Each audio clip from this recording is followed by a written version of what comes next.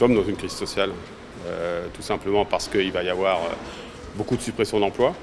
Et puis nous sommes dans une crise sociale parce que déjà, il y a une paupérisation qui s'est opérée suite au Covid-19. Il suffit de regarder les files d'attente dans les distributions alimentaires. Donc on est dans une situation sociale difficile. On peut la gérer d'une certaine manière au bon sens du terme, c'est-à-dire on peut y trouver des solutions. D'abord sur l'emploi, il faut anticiper au maximum et innover. Et je pense que l'espace territorial est le bon espace pour gérer ces transitions professionnelles absolument indispensables. Et puis, il faut des politiques sociales assumées pour aider les plus en difficulté dans notre société.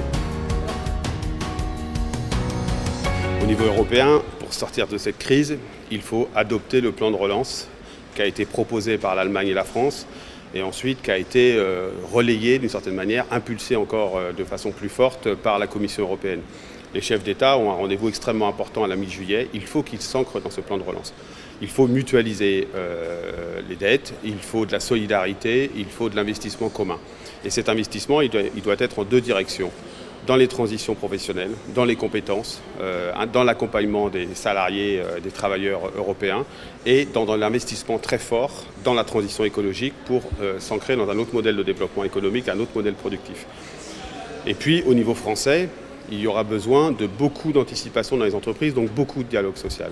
On a mis en place ce dispositif d'activité partielle longue durée. Il va falloir des négociations dans les entreprises, comme on vient de le faire à Safran, avec un accord, pour qu'on puisse préférer l'élévation des compétences, le fait de maintenir les emplois, plutôt que de faire des plans sociaux massifs. D'abord, il faut recréer de l'intelligence collective. Aucun d'entre nous n'a la solution à lui tout seul. Et donc il faut accepter de la controverse utile, accepter de confronter les points de vue. Et ensuite, il faut beaucoup de dialogue social.